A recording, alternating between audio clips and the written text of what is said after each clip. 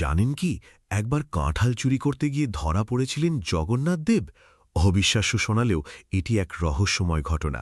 এক গভীর রাতে হঠাৎ জগন্নাথ দেব তার পরম ভক্ত রঘু দাসের ঘরে এসে হাজির হলেন। হালকা হাসি মুখে বললেন, ওরে রঘু, রাজার তো বিশাল কাঁঠালের বাগান আছে, অথচ সে আমাকে কোনোদিন এক টুকরো কাঁঠালও দেয়নি। আজ আমার খুব পাকা কাঁঠাল খেতে ইচ্ছে করছে, চল আজ রাতে আমরা দুজনে মিলে কাঁঠাল চুরি করি।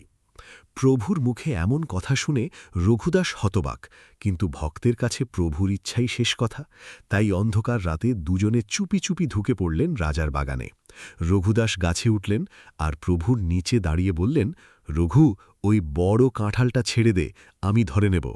কিন্তু কাঁঠালটি পড়তেই এক বিকট শব্দ হল। পাহারাদাররা দৌড়ে এলো, আর ঠিক তখনই জগন্নাথ দেব অদৃশ্য হয়ে গেলেন। বেচারা রঘুদাস একাই ধরা পড়লেন। পরদিন তাকে রাজদরবারে নিয়ে যাওয়া হল। রঘুদাস নির্ভয়ে সব সত্যি কথা বললেন। মহারাজ, চুরি করতে এনেছিলেন স্বয়ং জগন্নাথ, আমি শুধু তার সঙ্গী ছিলাম। রাজা মুচকি হেসে বললেন, যে বাগানে স্বয়ং জগন্নাথ দেব চোর সেজে কাঁঠাল খেতে আসেন, সেই বাগান তো আর আমার ব্যক্তিগত থাকতে পারে না। আজ থেকে এই কাঁঠাল বাগান আমি প্রভুর নামেই উৎসর্গ করলাম। শোনা যায় সেই বাগান আজও পুরীতে রয়েছে। আপনি যদি জগন্নাথ দেবের ভক্ত হন, তাহলে কমেন্টে লিখুন, জয় জগন্নাথ।